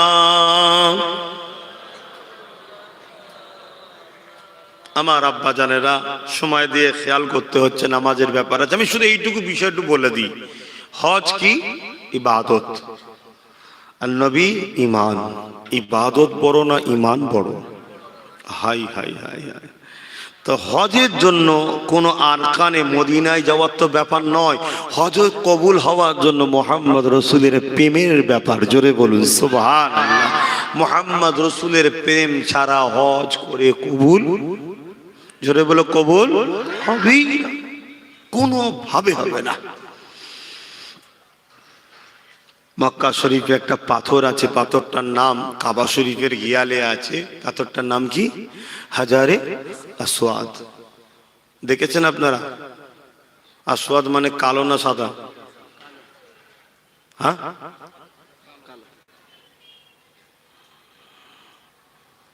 ভাইয়ের আমার, ওই পাথরটা, আচ্ছা হুদুদে হারামাইন শরীফ কাকে বলে জানেন? ওই পাথরটা যখন জান্নাত থেকে আসে, ওই পাথরটা এত নূর ছিল, এত আলো ছিল, একটা জ্যোতি ছিল, দুধের মতো সাদা, বুঝে পাচ্ছ, দুধের থেকেও সাদা। ওর আলো যত দূর এলাকায় পড়েছে, ওই জায়গাটাকে হুদুদে হারামাইন শরীফ বলা হয়। জোরে বলুন সুবহানাল্লাহ। ওর মধ্যে আপনাকে ঢুকতে গেলে এহরাম পড়তে হবে, বাইরে থেকে ঢুকতে গেলেই এহরাম পড়তে হবে। আর যতক্ষণ ওর মধ্যে একবার ঢুকে গেলেন, এহরাম পরে তওয়াফ করলেন, বা যতক্ষণ আছেন আপনি এহরাম ছাড়াও করতে পারেন। কিন্তু উমরা করার জন্য যখন আপনি বাইরে বেরোতে হচ্ছে, শুধু হারামাইন শরীফ বাইরে, আবার ঢুকতে গেলে এহরাম পড়তে হচ্ছে। কেন? এটা আল্লাহ পাকের অনেক বড় ইতিহাস, আমি পরে বলবো। ইব্রাহিম আলাইহিস সালামের সুন্নাত। যাক, আমি যেটা বলতে চাইছি, ওই পাথরটাই চুমু খেলে কি হয়? আসেন তাহলে আপনারা, যা আসেন, আপনাদের দায়িত্ব আছে। নাই ফতোয়া দিবার লোক বেরিয়ে পড়বে আবার, কি যে মসজিদের পাশে আছে না, সেই আবার ইমামদের ভুল ধরে, কি সমাজ আছে না? নাই। তো ওই পাথরটা চুমা দিলে গুনাহ টানে, তাই না? কিন্তু এই পাথরটা কারা চুমা দিলে গুনাহ টানে? হ্যাঁ, সবাই। মুমিন আর মুমিনা যখন ওই পাথরে চুমা দেয়, তখন গুনাহ টানে। জোরে বলুন সুবহানাল্লাহ। মুমিন নয়, মুমিনা নয়। মুমিন বলতে পুরুষ, আর মুমিনা বলতে নারী। মুমিন মুমিনা নয়। যদি চুমা দেয়, জানবে তুমি, এই যেমন বলে না, ফটো উঠে গেছে সিসি ক্যামেরায়, স্ক্যান হয়ে গেছে, তোমার ফটো স্ক্যান হয়ে গেল, কিয়ামতের দিন ওই পাথরটা আল্লাহর কাছে সাক্ষী দেবে, আল্লাহ অমুক অমুক অমুক এরা মুনাফিক ছিল, এরা মুমিন নয়। মাওলা আলী থেকে রাত ওমর ফারুক যখন পাথরে চুমা দিতে যায়, তখন ওমর ফারুক বলছে, আমি তোকে চুমা দিতাম না যদি আমার নবীর ঠোঁট না লাগতো। মাওলা আলী এলেমের দরজা খুলে গেল। হুজুর বলতে লাগলেন, ভাই ওমর, অবশ্যই এটা একটা পাথর, কিন্তু আল্লাহ এই পাথরের মাকাম বাড়িয়েছে। এই পাথর মুমিনের জন্য বড় উপকারে লাগে, মুনাফিকের জন্য সাক্ষী হবে কিয়ামতের দিন যে মুনাফিক ছিল। কথা শুনতে পাচ্ছেন? মুমিনকে আর মুমিনাকে আল্লাহর কোরআন বলছে, নিজের জানের থেকে যে আল্লাহ ও রাসূলকে ভালোবাসে, সে হলো মুমিন আর মুমিনা। জোরে বলুন সুবহানাল্লাহ। প্রেম ঈমান আলাদা পাঠ, আমল আলাদা পাঠ, কিন্তু দুটোকে নিয়ে যেতে যদি কেউ পারে, বেহিসাব জান্নাত। জোরে বলুন সুবহানাল্লাহ। ঈমান আছে, আমলে কমজোরি আছে, কম করেছে। আল্লাহ রহমান ও রহিম, তিনি দয়া করলে মাফ করিয়েও জান্নাত দিতে পারেন। জোরে বলুন সুবহানাল্লাহ। যদি ধরে আমল কমের জন্য যতটা কম, সেই পরিমাণ শাস্তি খাটিয়ে ঈমান থাকার জন্য আল্লাহ জান্নাতি করে দেবেন। জোরে বলুন সুবহানাল্লাহ। শুধু ঈমান আছে, আমল বলে কিছুই নেই। এও একদিন না একদিন, একদিন না একদিন জান্নাতে যাবেই। জোরে বলুন সুবহানাল্লাহ। কিন্তু এমন কোন এখানে আছেন নাকি যে কিছুদিন জাহান্নাম একটু ঘুরে আসবো তারপরে জান্নাত যাব? শখ যাচ্ছে কারো? তাই বাপ, ঈমানও দরকার, আমলও দরকার। ছেড়ে দিলে হবে না। ইচ্ছা করে নামাজ কাজা করবেন না, ইচ্ছা করে রোজা কাজা করবেন না। মালদার হয়েছেন, যাকাত দিন। যাকাতটা পাবে কে? কে যাকাত পায় প্রথমে? একটু বলুন। আপনার আত্মীয়র মধ্যে কেউ গরিব থাকলে ও হলো যাকাতের প্রথম হকদার। কে? বলুন বলুন বলুন। আপনার আত্মীয়র মধ্যে কেউ যদি গরিব থাকে, ও হলো যাকাত পাওয়ার প্রথম হকদার। তারপরে যদি আপনার আত্মীয়র মধ্যে কেউ গরিব না থাকে, তাহলে আপনার গ্রামবাসী পাড়া প্রতিবেশীর মধ্যে কেউ যদি গরিব থাকে, ও হলো দ্বিতীয়। তার মধ্যেও কেউ নাই, তখন আপনি পৃথিবীর যে কোনো ইমানদার মুসলমান নর নারীকে যাকাত দিতে পারেন, তবে শর্ত ঈমান। এ যাকাত আপনার টাকা নয়, এ যাকাত গরিবের টাকা। গরিবের পক্ষ থেকে আল্লাহ আপনার ব্যবসায় বরকত দিয়েছে, শতকরা 2.5 টাকা। তো এই টাকাটা আপনি গরিবকে পৌঁছে দিতে হবে, এটা আপনার ডিউটি। আর মনে রাখবেন, মাফ করবেন, বেজার হলেও কিছু করার নেই। সমাজকে বাঁচাবার স্বার্থে বলছি, নুগি শাড়ি ছুলা ছিঁড়ে চিনি কিনে দেবেন না। যাকাত টাকা দিন, টাকা টাকা টাকা দিন। কারো বাড়িতে 3টে নুগি আছে, ওষুধ কেনার পয়সা ছিল না, আপনি আবার একটা নুগি দিলেন। বেচারির ওষুধের দরকার ছিল, টাকাটা তো ওর, আপনি কিনার কে? ঠিক না বেঠিক গো ভাই? টাকাটার মালিক তো গরিবটা, আপনি এক্সট্রা দরদ দেখাবার কে? আপনি টাকা দিয়ে দিন। খামের মধ্যে 500 টাকা হোক, 1000 টাকা হোক, 10,000 টাকা হোক, 20,000 হোক, 1 লাখ হোক, যেমন আপনাকে আল্লাহ আওকাত দিয়েছে, যার যেমন যাকাত আপনি দিন। 50 জনকে না দিয়ে আপনি আপনার গ্রামের 2টো গরিব ছেলেকে ডেকে, এদিকে আয়, এলে 2টো দোকান ভাড়া নিয়ে খুলে বস, তুই চায়ের দোকান করবি, তুই পানের ঘুমটি করবি, যা, সারা জীবনের জন্য 2টো বেঁচে গেল। কি আমার কথাটা কি বেজার হচ্ছে না আপনারা? এগুলো করুন। আপনি নাম কামাবার জন্য হিতা দিচ্ছেন, সীতা দিচ্ছেন, এই করছেন তাই করছেন, এগুলো ঠিক নয়।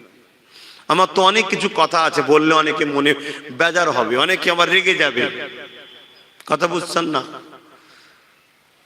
অনেকে মসজিদে 1 লাখ, 2 লাখ, 3 লাখ পর্যন্ত টাকা দান করে, 5 লাখ, 10 লাখ, পুরো মার পেলাম যে দেবো মসজিদে আছে সমাজে। খবর লে দেখুন, ওর নিজের বোনের বিয়ে হয়েছে এমন জায়গায়, বোন খেতে পায়নি, বোনাই গরিব, তাকে 10,000 টাকাও কোনোদিন দেয়নি। অথচ এই মসজিদে দেওয়ার থেকে যদি বোনকে দিত, আল্লাহ আরো ডবল সওয়াব দিত, ডবল খুশি হতো। জোরে বলুন সুবহানাল্লাহ। কেন মসজিদ মার্বেল ছাড়াও নামাজ হয়, হয় না? হয় না? মসজিদে মার্বেল ছাড়াও, বলেন বলেন। এই আমার অজে কি খারাপ লাগছে? বাদ দিয়ে দিই তাহলে, ছেড়ে দাও। তোমরা সব সুর ভক্ত, কি বলছে কি কোনো ভুলে গেল। ও খুব খুশি, বিশাল আওয়াজ করেছে, কি বলেছে রে? জানি সুর আল্লাহর নিয়ামত, ঠিক আছে, জীবন ইতিহাস জানা দরকার, কিন্তু কিছু মসলা, কিছু বাস্তবটাকেও বোঝো। হ্যাঁ, কিছু বাস্তবটাকেও বোঝো। মসজিদ মাটির হলেও নামাজ হয়, কিন্তু তোমার ওই বোন, তোমার এই বোনটা অভাবের জ্বালায় আগামী দিন পাপে না নেমে যায়, বুনাইটা সুদের ব্যবসা না শুরু করে দেয়। নাউজুবিল্লাহ, আমি বলতে চাইছি না, সমাজে কিন্তু অনেকে পেটের জ্বালায় চরিত্র পর্যন্ত মেয়েদের খারাপ হয়ে যাচ্ছে। তুমি যদি দিতে, একটা সমাজে জঘন্য পাপ থেকে সমাজকে বাঁচাবার দায়িত্ব নিলে, আল্লাহ তোমার উপরে অনেক খুশি হতো। জোরে বলুন সুবহানাল্লাহ। তাহলে কি মসজিদ করবো না? না, মোটে বলছি নি, মসজিদও দাও, কিন্তু এই রকম যদি কেউ থাকে আর মসজিদ আসছে, তুমি আগে এইটাকে দাও, দিয়ে যদি বাঁচে মসজিদকে দাও, না হয় এইটাকেই দাও। আমার কথাকে ভুল মানে নিচ্ছেন না তো? আর ওয়াজ করাও তো মুশকিল রে বাবা এখন, কেন সব বড় বড় ওয়াইজিন বসে আছে, এত বক্তা, এত হুজুরের ওয়াজ শুনেছে। আমি যদি বলি আমাকে পড়াবি, আমাকে মনে হয় 20 বছর পড়াবে, এত বড় বড় সব ওয়াইজিন বসে আছে এখানে। ওই জন্য টেনশন হয়, মনে কষ্ট হচ্ছে নাকি। আল্লাহ আমাদেরকে হিদায়াত করেন। দোয়া করব তার আগে একটা কথা বলি। আল্লাহ নবী বলেছেন, সিদ্দিক আকবর শুনেছেন, খবরদার কারো দিলকে কখনো ভেঙে দেবে না।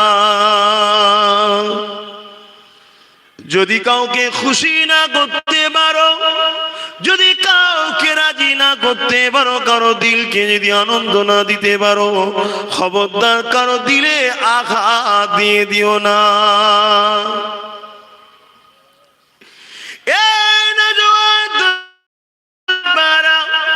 ইবাদত দুই ধরনের হয়, হক দুই ধরনের আছে। একটা হলো বান্দা আল্লাহর সঙ্গে হক, আল্লাহর দাসত্ব, আল্লাহর ইবাদত, আল্লাহর কাজ। আর একটা হলো হকুন নাস, মানুষের হক। আল্লাহ পাকের হকে যদি বান্দা গাফলতিও করে ফেলেন, আল্লাহ প্রতিদিন তাহাজ্জুদের ওয়াক্তে প্রথম আসমানে নেমে আসেন কুদরতি ভাবে, এসে বলে ওরে আমার দাস দাসী রে, গুনাহ করেছি, অন্যায় করেছি, ভুল করেছি, পাপ করেছি। দুনিয়ায় কেউ যদি অন্যায় করে তাকে খোঁজা হয় মারার জন্যে, আর আমি আল্লাহ তোদের মতো অন্যায়কারীগুলোকে ডাক দিয়ে গেছে। ওরে আমার বান্দা বান্দি রে, তবে মনে রাখবি হকুন নাস যদি করে ফেলিস আমি মাফ করব না। কি আল্লাহ হকুন নাস? বাপ মার হক ছেলে আদায় করতে পারেনি, বাপ মা আছে। বাপ মা শোনো, একটা ছেলেকে এক নজরে দেখলে আর একটা ছেলেকে রাস্তায় বসিয়ে দিলে, এই হক মারার অধিকার তোমাকে কে দিয়েছে? আমার জায়গা, আমার গাড়ি, আমার বাড়ি, আমার বলে কিছু নেই।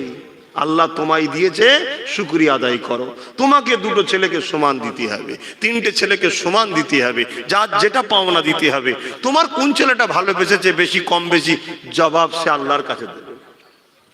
তোমারও একটা হক আছে বাপ মা, যদি কোনো ছেলেকে হক ঠিকভাবে না পালন হয় জবাব দিতে হবে। ঠিক সেম ভাবে স্বামীর একটা হক আছে, স্ত্রীর একটা হক আছে। স্ত্রী যদি স্বামীকে ঠকায়, কিয়ামতের দিনে আল্লাহ পাক বলবে আমি মাফ করব না, কেননা ওটা তোমার স্বামীর হক। ঠিক স্বামী যদি স্ত্রীকেও ঠকায়, তুমি যত বড়ই স্বামী হও না কেন, ধরা তোমায় পড়তে হবে। এইভাবে সমাজে পাড়া প্রতিবেশীর হক আছে, এইভাবে সমাজে নেতা প্রজার হক আছে, এইভাবে সমাজে একে অপরের হক রয়েছে। হক যদি আদায় না করতে পারো, আল্লাহ পাকের কাছে কিয়ামতের দিন জবাব দিতে হবে। তাই বলে যায় হকুন নাস থেকে বাঁচার চেষ্টা করবেন, শিরকের গুনাহ থেকে বাঁচার চেষ্টা করবেন। আর নবী পাকের শান মর্যাদায় কোন রকম যেন ত্রুটি বিচ্ছেদ না হয়ে যায়, বাঁচার চেষ্টা করবেন। আল্লাহ যাদেরকে বন্ধু বলেছে আল্লাহওয়ালা, তাদেরকে সম্মান মর্যাদা দেবেন। যদি এর পরে যদি কোনো ভুলও হয়ে যায়, মাফের অনেক দরজা আছে। এই জায়গাগুলো কিন্তু রেড জোন, বড় ডেঞ্জারাস জায়গা। বুঝতে পারছেন তো? নাম্বার 1 শিরক, ডেঞ্জারাস জায়গা। নাম্বার 2 নবীর আদব, নবীর প্রেম, খুব সাবধান। আল্লাহওয়ালা নবীর বন্ধু যারা, আল্লাহর বন্ধু যারা, তাদের সাথে গুস্তাগি, অভদ্র ব্যবহার করা, ছোট বড় কথা বলা, শরীফুন নসবদের সাথে বেয়াদবি করা, শরীফুন নসব করা নবী ও সাহাবাদের বংশধর যারা, শোনেন ডেঞ্জারের জায়গা হকুন নাস। কারো হককে মেরে নেবেন না, কারো হকের ক্ষতি করবেন না, এটা হলো ডেঞ্জারের রেড জোন। এখানে মাফ নাই। গান শুনে ফেলেছেন, তওবা করুন, মাপ আছে। সিনেমা দেখেছেন, তওবা করুন, মাপ আছে। জিনার মতো পাপ করে ফেলেছেন, নত হয়ে তওবা করে কাঁদুন, আল্লাহ মাফ করে দেবে। দাঁড়িয়ে চেয়েছেন, তওবা করুন, কাঁদুন, রাখুন, মাফ করে দেবে। কথা শুনছেন তো নাকি? মদ খেয়ে ফেলেছেন, তওবা করুন, মাপ চেয়ে দেন, আল্লাহ মাফ করে দেবে। শুনছেন তো নাকি? ঘুম পেয়ে গেল নাকি?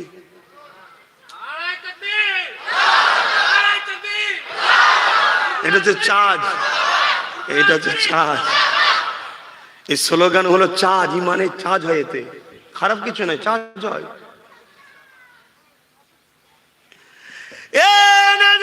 তরুণেরা, বাপেরা, এ নবী পাকের প্রেমিকেরা, মনে রাখবে চলে সবাইকে যেতে হবে। যাবার আগে দুনিয়ার বাজার থেকে দুটো জিনিস খরিদ করে নিয়ে যান। একটা হলো ঈমান আর একটা হলো আমল। ঈমান নবীর আদব, নবীর প্রেম, নবীর রাসূলকে যে চিনে লিয়া, আর একটা হলো এমন কোন রাসূল যেটা করতে বলেছে করা, নবী যেটা নিষেধ করেছে ছেড়ে দেওয়া। এই যুবক শুনে রেখে দাও, এই জমিনের উপরে দুই ধরনের মুসলমান আছে, একটা হোসাইনি মুসলমান, একটা এজিদি মুসলমান। তুমি কোন মুসলমান হয়েছে নিজেকে প্রশ্ন করো। হোসাইনি মুসলমান ন্যায়ের পক্ষে থাকবে, হোসাইনি মুসলমান সত্যের পক্ষে থাকবে, হোসাইনি মুসলমান নবীর দ্বীনের পক্ষে থাকবে। আর এজিদি মুসলমান তারা যারা অন্যায়কে প্রতিষ্ঠিত করবে, অন্যায়কে সাপোর্ট করবে, মিথ্যার পক্ষে থাকবে, মিথ্যাকে সাপোর্ট করবে, চুরির পক্ষে থাকবে, চোরকে সাপোর্ট করবে, জেনার পক্ষে থাকবে, জেনাকে সাপোর্ট করবে, মদের পক্ষে থাকবে, মদকে সাপোর্ট করবে, লুটের পক্ষে থাকবে, লুটকে সাপোর্ট করবে, দেশের বিরোধীদের পক্ষে থাকবে, দেশকে মিটাতে লাগবে। এটা হলো এজিদি মুসলমান। আর হোসাইনি মুসলমান হলো নানা দিনকে সওদা না করে, হোসাইন যেমন গর্দান দেওয়া পছন্দ করেছে, হোসাইনি মুসলমান কখনো দিনকে ক্ষতি করতে পারে না।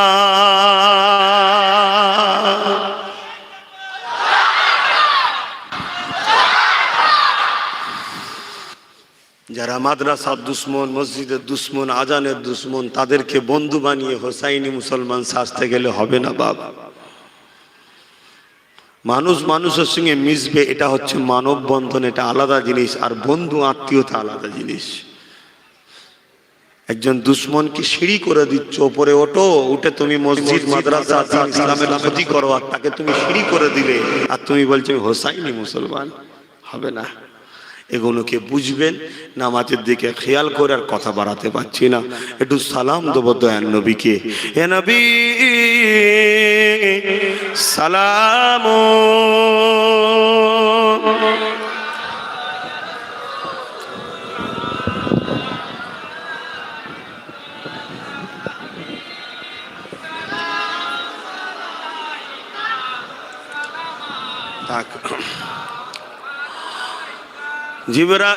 জিবরাইল দিলে এই যে আওয়াজ, খুলে দাও আসমানের দুয়ার, এসেছেন নবী ঈদের সরদার, করিতে আল্লাহ আর দিদার। নবী সালাম, ইয়া রাসূল সালাম, ইয়া হাবিব সালাম।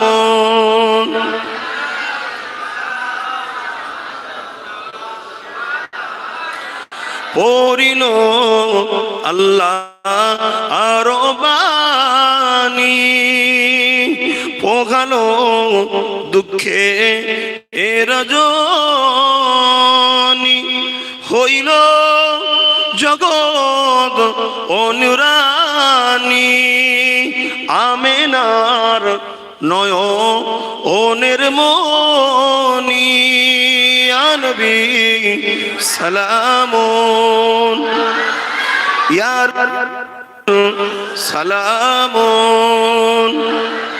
ইয়া হাবিব সালাম, সালাওয়াতুল্লাহ আলাইকা ইয়া রাব্বি সাল্লিম।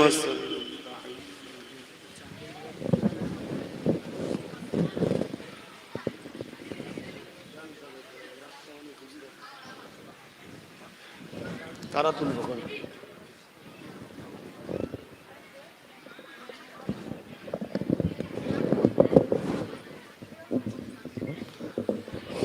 বাপ, পৃথিবীর বুকে সব থেকে কষ্ট কাজ কি বলেন তো? পৃথিবীর বুকে সব থেকে কষ্ট কাজ কি? হ্যাঁ, একজন বলছি ইমান বাঁচানো, আর বলুন বলবেন না? আমি বলবো। দেখুন তো আপনাদের মতে মেলে কি? পৃথিবীর বুকে সব থেকে কষ্ট কাজ হচ্ছে মানুষ চিনা।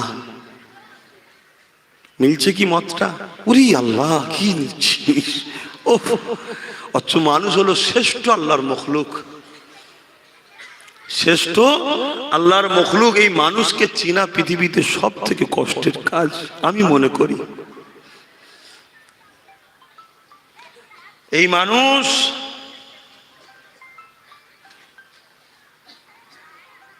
এই মানুষকে আল্লাহ শ্রেষ্ঠ মানুষ করেছে, অথচ এই মানুষগুলোকে চেনা বড় মুশকিল। কখন যে কি করে বোঝা মুশকিল। তবে মনে রাখবে, পৃথিবীর বুকে সব থেকে শ্রেষ্ঠ নিয়ামত হচ্ছে, আল্লাহর শ্রেষ্ঠ সৃষ্টি হচ্ছে, সেটাও আবার এই মানুষ। জোরে বলুন সুবহানাল্লাহ। তাই এই মানুষের জীবন ব্যবস্থা বা বেশি লাপালাপি না করে মূল খাঁচাটাকে ঠিক রাখো। যদিও প্লাস্টার টিলাস্টার নষ্ট হয়ে যায়, মেরামতের জায়গা আছে।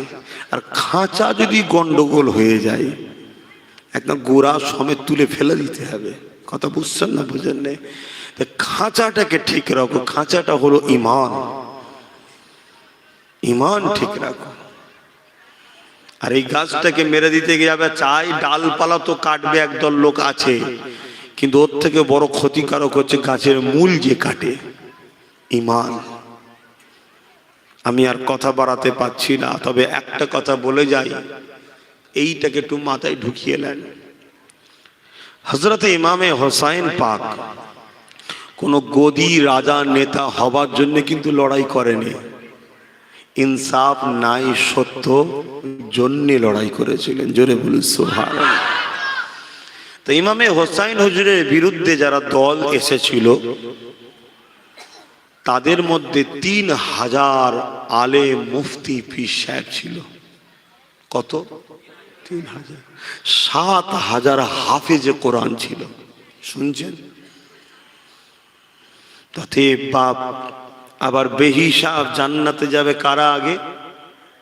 আলেমরা। জোরে বলুন সুবহানাল্লাহ। অতএব বাপ, হকের পক্ষে, ন্যায়ের পক্ষে, সত্যের পক্ষে থাকা হলো আমাদের ঈমানি দায়িত্ব। আল্লাহ কোরআনে বলেছেন, কুনতুম খায়রা উম্মাতিন উখরিজাত লিন-নাস তা'মুরুনা বিল মা'রুফ ওয়া তানহাউনা আনিল মুনকার। ভালো কাজ করো, ভালোর পক্ষে থাকো, ভালো সাথ দাও, ভালোকে প্রচার প্রসার করো।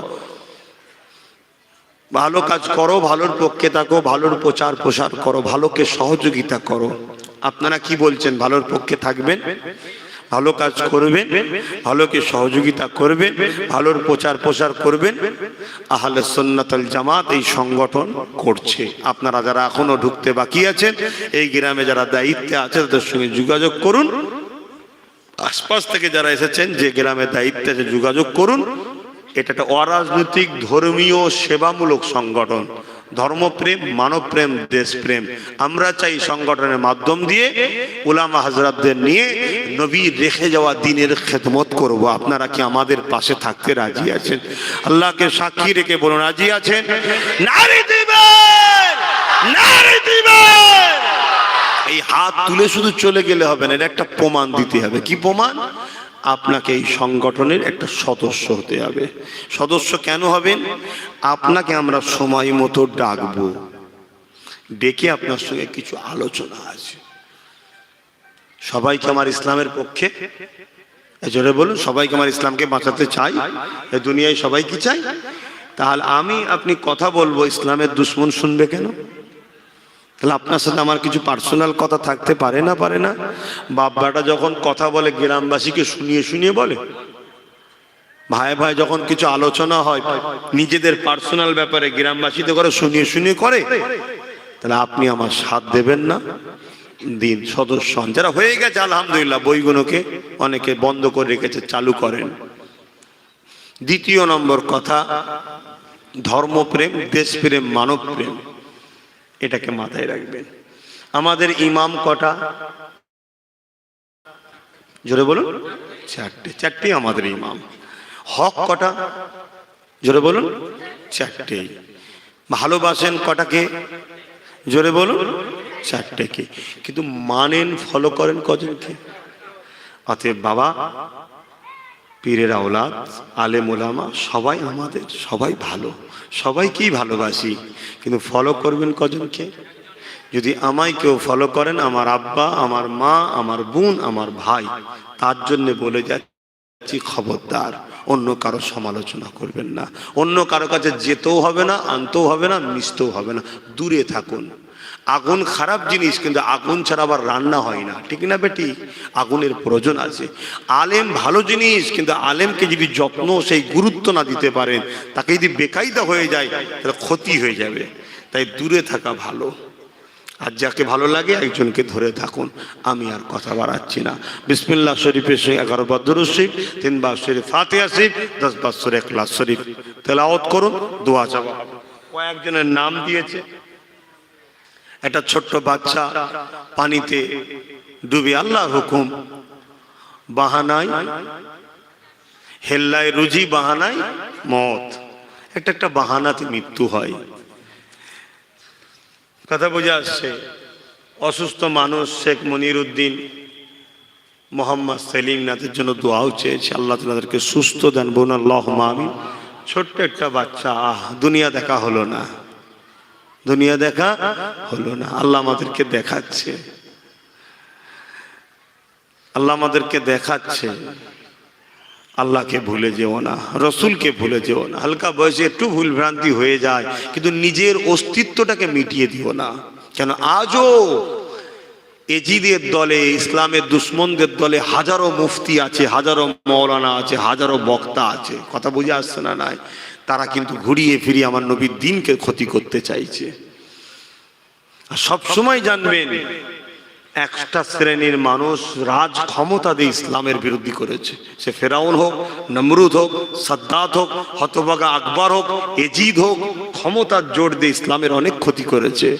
আজকের দিনেও কিছু কিছু লোক রাজ ক্ষমতা দিয়ে ইসলামের ক্ষতি করতে চাইছে। লুহা না হলে লুহা কাটা যায় না, মুফতি না হলে মুফতির ফতোয়া দেওয়া যায় না। অতএব ইসলামের ক্ষতিকারকদের ঘরে হাত থেকে আমার সুন্দর পরিবেশকে ঠিক রাখতে গেলে আমাদের ঘরেও ভাবতে হবে, এইটুকু মনে রাখবেন।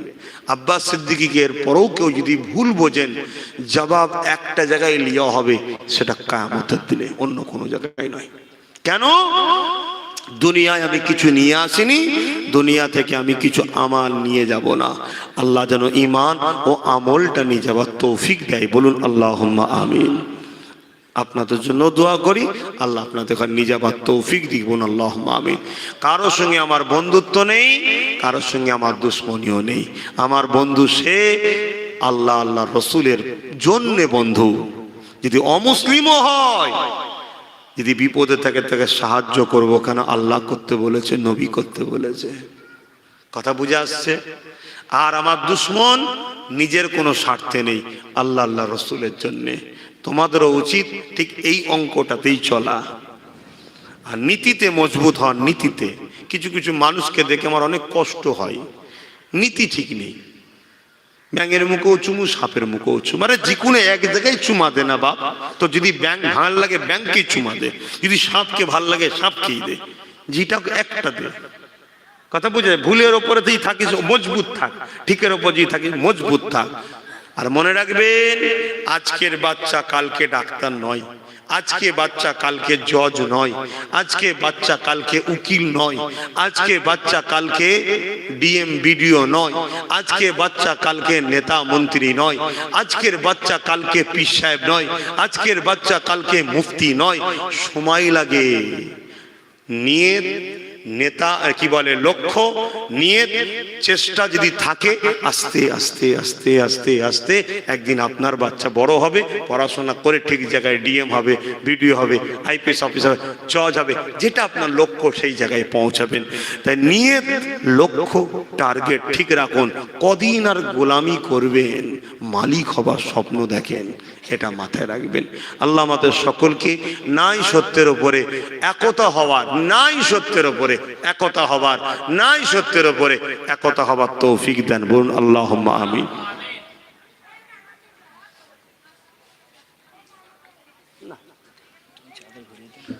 আসেন দোয়া চাইব, আল্লাহ আপনাদের ঘরে অনেক দিয়েছে, অনেক হুজুর দাওয়াত করে জলসা করে করছেন।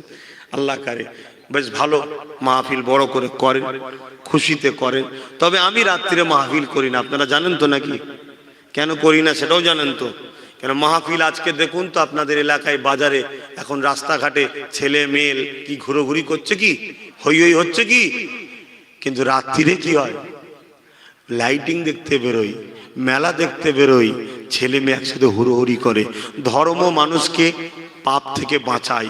ধর্মর মাহফিলে যদি করে পাপ হয়, ওরকম মাহফিল করার থেকে বন্ধ করে দেওয়া ভালো আমার মনে হয়। এটা আমার মত, আমি আপনাকে চাপিয়ে দিচ্ছি না।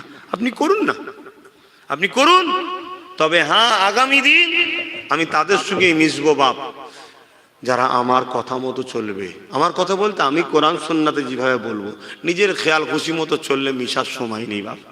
ও ভালোবাসার লোক আল্লাহ কারে অনেক আছে, সময় নেই। কেন ফিতনা ভরা এই পৃথিবী, আজ একরকম কাল আর এক রকম। কথা বুঝছেন না, বোঝেন নেই? অনেক রকম চক্রান্ত চলছে। আমার ধর্মীয় মাহফিলগুলোকে নোংরা করে দিবার প্ল্যান চলছে। বাজে বাজে মেয়েদের ঘরে ঢুকিয়ে দেওয়া হয়, বাজে বাজে ছেলে অন্য দূর থেকে এনে ঢুকিয়ে দেওয়া হয়। যা ওখানে গিয়ে লেড়ালাপ্পা কর, হই হই কর, গল্প কর, কি বলে রাস্তায় বাজারে গিয়ে হই হই কর। ওইটা দেখে পাড়ার 10টা ভালো ছেলে হয়তো জলসা শুনতো, তারও দিলটা তো ভাই নফস বলে একটা জিনিস আছে, অমনি চলে গেল। পাড়ার 10টা ভালো মেয়ে হয়তো জলসা শুনতো, অমনি দিলের নফসটা ওই দিকে চলে গেল। এটা একটা প্ল্যান চলছে আমার ধর্মকে মিটাবার। আমরা কেন সুযোগ দেবো? আমাদের হুঁশ থাকা দরকার। তো যাক, নামাজ হবে, আমি আর কথা বাড়াচ্ছি না। আল্লাহ আমিন। আয় আল্লাহ, আমার কথাতে ভাষাতে ব্যবহারে আখলাকে কেউ দুঃখ পেয়েছে কি জানি না, তবে শরিয়ত সম্মত যদি কিছু ভুল হয়ে যায় আপনি মাফ করে দিন। আল্লাহ আল্লাহ আপনি রহমান, আপনি রহিম, আপনি গফুর, আপনি গফফার, আপনি সত্তার, আপনি জব্বার, আপনি খালিক, আপনি মালিক। আল্লাহ মালিকুল মুলক যুল জালালি ওয়াল ইকরাম। এই জমিন আপনার, এই আসমান আপনার, গাছ আপনার, পাহাড় আপনার, সূর্য আপনার, আমি আমার, আপনার সবাই আপনার, আপনার ছাড়া কিছুই নেই। আল্লাহ মুস্তাফা জানের রহমতের দরবারে সব পৌঁছে দিন। আল্লাহ যে যা দান করেছে আগে মাহফিলে যে যা করেছে আল্লাহ সব কবুল করুন। আল্লাহ আমাদের জীবনের গুনাহ খাতাকে আপনি মাফ করে দিন। আল্লাহ নামাজের জন্য দোয়া সংক্ষেপ করছে আমার মা বোনেরা, পর্দার আড়ালে হাত তুলে প্রত্যেকটা বোনকে পবিত্র রাখেন, সুখের সংসার নসিব করেন, স্বামী স্ত্রী মিলেমিশে রাখেন, নেক সন্তানে কল ভরিয়ে দেন, ইসলামের উপকারে কাজে লাগেন, এবং পরকালে স্বামী স্ত্রী বউ বাচ্চা সকলকে জান্নাতে থাকার তৌফিক দিন। আল্লাহ কাফেরের কুফরি, জালিমের জুলুম, মুনাফিকের মুনাফিকি থেকে হেফাজত করুন। আল্লাহ আল্লাহ আমার রাষ্ট্রটা ধ্বংস হতে যাচ্ছে, দেউলিয়া হতে চাইছে, তার হাত থেকে আমার রাষ্ট্রকে হেফাজত করুন।